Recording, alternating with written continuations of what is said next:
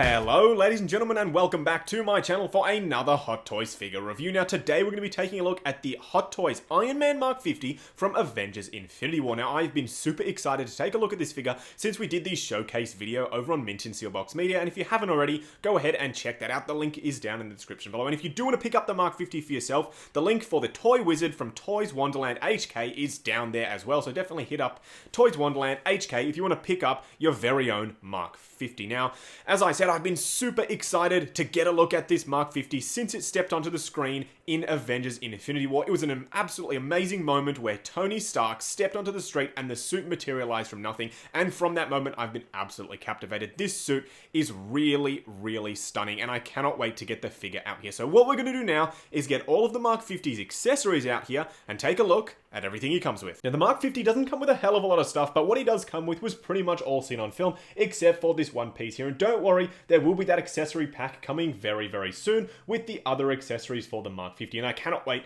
to get my hands on that. I'll be bringing you footage of that when it is released. Now he does come with this blaster here. It doesn't light up, but it does snap onto the arm, and it does look pretty cool. I assume this is from some piece of unused concept art that didn't go into the film. Who knows, maybe we will see this piece in Endgame. I certainly hope we do, because it's one mean looking blaster. Now he also does come with this lobster claw accessory. I think that's what I'm going to call it. It's a really, really awesome blaster, and it is keyed, so you do know which part is the top and the bottom. That piece is the bottom there, so it goes like that. It's heavy because it does light up, and the paintwork on all of this stuff is really nice. The cherry red just glows, and the gold is nice, much like all of the other Iron Man armors. I will pop the batteries in a little bit later in this video to give you a look at what that looks like all lit up. Now the final accessory piece he does come with is his thruster pack. Now this is a little bit flimsy. I'd be very, very careful when handling it, especially these bottom pieces here. As you can see, they do sort of move around, and if you do pick it up out of the box by these pieces, you will feel them flex, so do be careful. Now, this does plug onto the back quite nicely, and you'll see that in this video.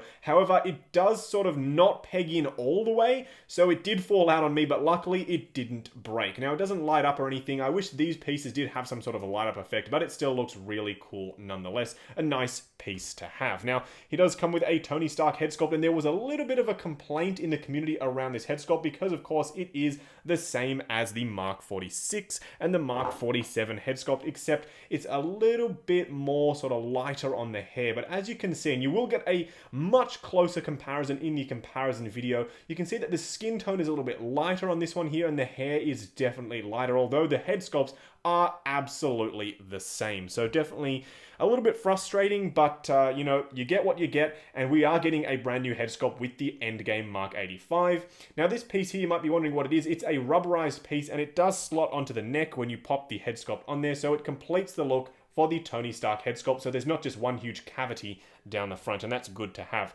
Now, it also does come with the regular array of hands. These ones are the articulated ones. Now, the interesting part is they had to completely redesign these hands, along with other parts of the armor, to not only get the accessories to work, but also to make it more screen accurate. These pieces here were completely different on the initial prototype that I saw at ACGHK, which is very, very interesting, because that means that Hot Toys put a hell of a lot of work in behind the scenes to get this thing released, and to pretty much change the entire look of the figure in time for the release. Now, the display base that he gets is exactly the same as the other figures from the Infinity War line, with the really nice Infinity War display print on the top there, and he does come with the dynamic flight stand that you can slot into the base, and you do sort of get him into some crazy poses. However, a word of warning, this figure is die-cast, and this stand is not the heaviest thing in the world. In fact, it's super lightweight, so do be careful with how you pose him on here.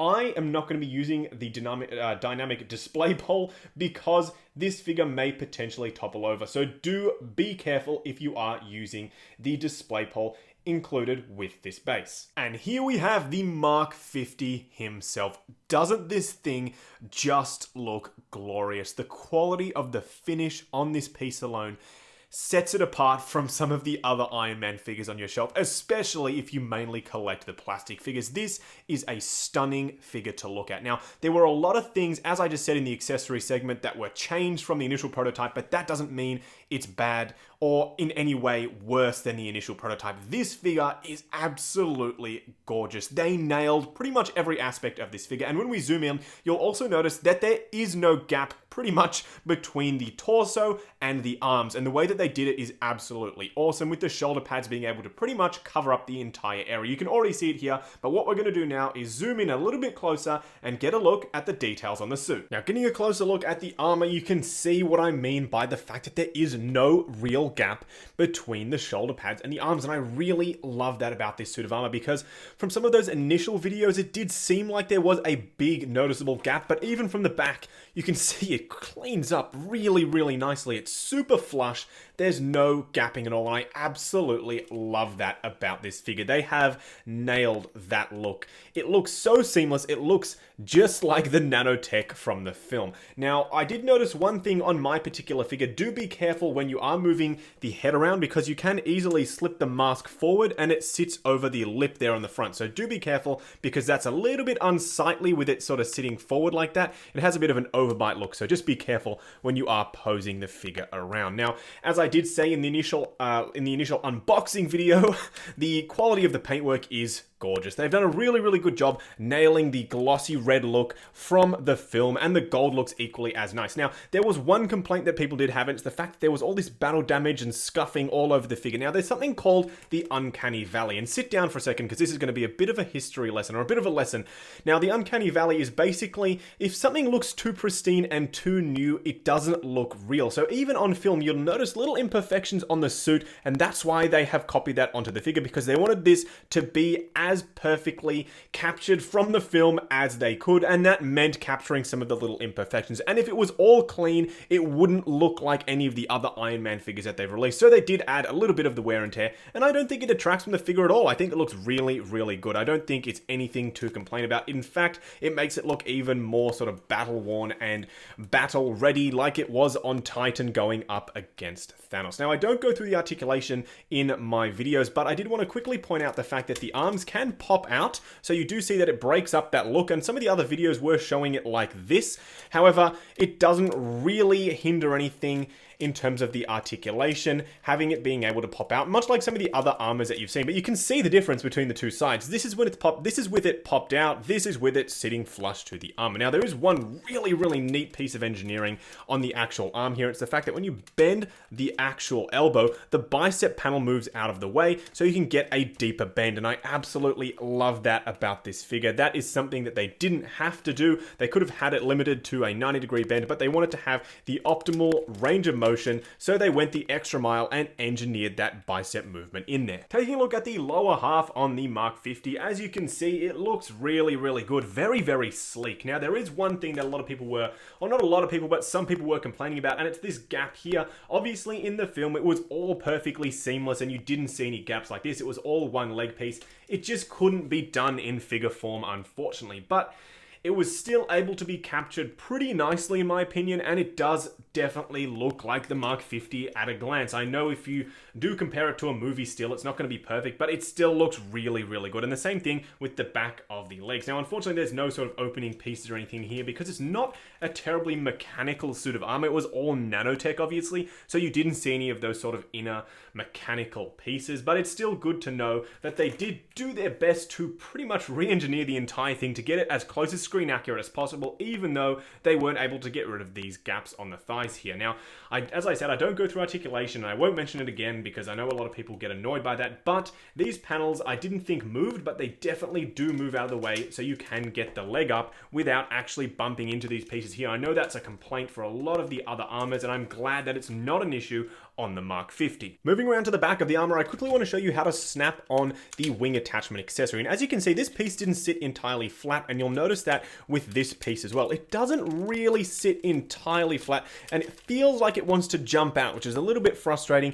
but when you have it on there, it does give you a really seamless look, and the gap up the top there is not terribly noticeable at all. It looks really, really awesome, and you did see it on Titan when he was going up against Thanos himself, and as you can see, it captures the look from the film very, very nicely. As I said, you do have to be careful with these pieces down here because they do feel a little bit fragile, but as you can see, there is a bit of a gap on this piece here. It just requires a little bit of pressure, and I don't think it's going to fall off by any means, but I do think it's definitely something to be careful about, because if you do sort of move it around a little bit too much, then it very well may pop off just like you saw there, and the back panel can go on just as easily as it was removed. Now, quickly as well, I want to show you that there are some movable flap elements back here. They are a little bit tricky to sort of get to because they are sort of on that angle that just makes it a little bit hard to get your fingernail under, but they do move and it does look very nice once they are up if you want to have him in sort of a flight display pose, and they do snap in quite nicely. Now, switching out the head sculpt can be a little bit of a challenge as with any of these Iron Man armors, but as you can see, it comes off quite nicely and they give you the neck piece. Now, make sure this rubberized neck piece goes over the ball joint. There's a little lip back here. You want to tuck it in at the back and then slide it in like that, and it fills up that gap quite nicely. Now you can pop on the Robert Downey Jr. Tony Stark head sculpt. It's a little bit stiff to get it on there, but once you do, that looks absolutely awesome. They've nailed that head sculpt. Obviously, it's the same one that we got from the Mark 46 and Mark 47, so nothing really different here, but I think it works really nicely for the Mark 50, and I cannot wait to see the Endgame one as well, because I know that head sculpt is going to be a little bit different from this one here. Now, as I said, when I first showed this head sculpt, the hair is a little bit inaccurate to some parts of the movie. The hair was sort of going all over the place. I don't know what the costume department was doing. They had too many actors to worry about. They couldn't fixate on Robert Downey Jr.'s hair, but it did go from side to side in the film. So from some parts of the film, it's accurate, and others it isn't. And as you can see, it sits in there quite nicely. Someone did say it looked a little bit bobble-headed, but in the film, it did have this look, and the shoulders did slope down, or the traps here did slope down as much as they do on this figure. So it looks incredibly accurate. And getting a closer look at the head sculpt, I'll zoom in a little bit. It looks really, really good. The shadows fall on it quite naturally. It definitely does look like Tony Stark and Robert Downey Jr. They absolutely nailed that. Now, to switch out some of the other accessories, we may as well, while we are here, let's switch out the lobster claw accessory, which is the sort of blaster piece. Now, in order to actually do that, it's pretty simple. You just pull off this arm. It sits on there quite nicely, but it does also come off pretty easily. You can see that there are contacts here, which I assume are for the batteries and the light up, and you can see that this part here sticks out a little bit further, which is keyed to the actual lobster claw itself, and when you pop it in, it sits on there quite nicely. It doesn't sort of magnetize or anything, but the friction is definitely enough to hold it in place, and it looks really, really good once you have it in there. You can definitely have him posed up with the lobster claw quite nicely, and it does look rather menacing, so I do like the way that looks. And then the final accessory piece that we do have is for the other side here. Now, you do want to pop the hand off, just to be careful, because you don't want to break anything or put any pressure on anything in case, you know, you get a little bit too ham-handed with this thing. Now, in order to take the panel off, it's a little bit tricky, but once you get your nail on there, it comes off quite easily. Now, this one doesn't light up, and as I said, I will be showing you the light up effects. It's not something that I usually do in my videos, but I will be showing it to you in this video here. Now, taking a look at this blaster, it also looks quite nice, and you do have to slot the actual arm, or the hand guard, I should say, underneath the blaster itself in order to get it to look right, but this definitely does allow you to get some pretty awesome dual-wielding weapon poses out of this figure. It looks really, really good. I do think that they absolutely nailed this weapon. In fact, this weapon was not even seen on film. I do hope that we see it in Endgame, but I do think that it looks really, really cool nonetheless. So what we're going to do now is get the Mark 46 out here and do a bit of a side-by-side comparison, just to give you an idea of how the height stacks up on this figure compared to one of the older armors. And don't worry, the full comparison video is still on the way. Doing a quick side-by-side comparison next to the Mark 46, you can see that the Mark 50 is actually a little bit taller than the Mark 46. Interesting, I didn't know that it was actually going to be taller, but it's good to see that there's a little bit of a height differentiation. I know that they are probably meant to be the exact same height, but the height difference is minuscule enough for it not to bother me that terribly much. But just getting a look at these two side by side, you can see how bulky and how different the Mark 46 actually does look compared to the Mark 50, and it's definitely going to be interesting to see what the Mark 50 looks like compared to the Mark 85 when that one eventually comes out as well. Switching on the lights, you can see how awesome this figure really looks. It just comes to life with the lights on. My only real complaint is the fact that you can't have it lit up all the time. Now, I don't know if you can call these little things arc reactors, but all the little lights dotted throughout the suit, as I said, really brings it to life. It looks exactly like it has done on screen in Infinity War. They absolutely nailed the look of all these little light up sections. I love the fact that they are all compartmentalized, all separate little battery doors. I know it's a pain to install all the batteries in, but it means that you don't have to have a huge giant battery compartment with two AA's in there that's going to limit the articulation. The fact that they've done it this way, like with all the other Iron Man figures, definitely means that you aren't sacrificing on articulation for a light up feature. The first cool thing about the Iron Man Mark 50 is the fact that the chest plate actually detaches, and there was absolutely no need for this plate to detach as it goes flying across the light box there, because there is no swappable battle damage chest plate. Although as good as that would have looked, they didn't include it, and it's not coming in the accessory pack. Now, I have to say, the detail on the underside here is absolutely exquisite. The second cool thing about this figure is that you can remove the legs, and that is for the upcoming accessory pack. I want to say a huge thank you to Budget Stark, and I know I'm going to butcher this name, Ka Lung, for telling us that these legs were removable. Now, you do have to be careful when reattaching it because they have to sit under the knee plate, which is going to take a little bit of futzing to do, but it's cool to see that you can remove the legs for the upcoming accessory pack, and there's not some sort of crazy way of having to unscrew anything in order to plug them in. The third cool thing about this Iron Man figure is the fact that they have gone to the extra effort of engineering the fact that when you remove the arm, there are two contacts on that piece there that when you connect up the blaster accessory, it lights up. How awesome is that? They've actually included two contacts in the actual arm itself, so you don't have to install batteries into the blaster. The first annoying thing about the Mark 50 is this display base. I'm fine with the use of this size of display base. Just please, Hot Toys, include some weights in the bottom here so it doesn't just topple over when you have the Mark 50 on it, or even have the flight pole just a little bit more forward so it doesn't tilt it backwards with the figure on top. The second annoying thing about the Mark 50 isn't really that much of a niggle, but it's the fact that this is made of a rubbery plastic, and we all know what happens to red colored rubbery plastic. Over time, this piece here is probably going to turn pink. The third annoying thing with the Mark 50 is the fact that there are these gaps in the thighs. I know I said it wasn't too terribly bad, and it isn't. I had to think of a third thing, and this was the one that I landed on because yes, it is the one piece that doesn't look exactly like it did on film. If only they could have figured out a way, some miraculous way of engineering some moving panels here, which would have hidden that gap. Just wrapping up on the Iron Man Mark 50, this die-cast figure is truly a work of art. Hot Toys have absolutely nailed it. This has now become my very favorite Iron Man figure in the entire collection. This is the best die-cast Iron Man figure, and definitely the best plastic Iron Man figure, if you even count those as modern day Iron Man figures. This is truly a stunning release. They've absolutely captured the look just like it had walked off screen, offset from Avengers Infinity War. And the fact that they had to re-engineer the entire body, certain bits of the armor, the hands, the actual flight accessory piece that goes on the back, the fact that they had to do all of that work to make it screen accurate just shows that Hot Toys do love their craft. And the fact that they also did change the paintwork on the hair to make it a little bit lighter, a little bit more accurate to Infinity War. I know a lot of people would have liked for the head sculpt to be a completely new head sculpt, but don't forget, we're getting that with the Endgame figure, so you definitely will get that new Tony Stark head sculpt. Now, I don't think this is a figure you should sleep on. I know pretty much for certain now that we've seen the SH Figuarts figure that this suit of armor will be seen in Endgame, so definitely don't sleep on this because it can fit into your Infinity War collection or into your Endgame collection. I know the Mark 85 looks really, really good, but definitely this one does as well. Now, if you do want to pick one up for yourself, the link to the Toy Wizard over at Toys Wonderland HK is down in the description below. Mint and Sealbox Media and Justin's Collector Group are both worth checking out as well. The links for them are down in the description below. Now, that's about it, guys. Like, comment, and subscribe, and I'll catch you in the next video.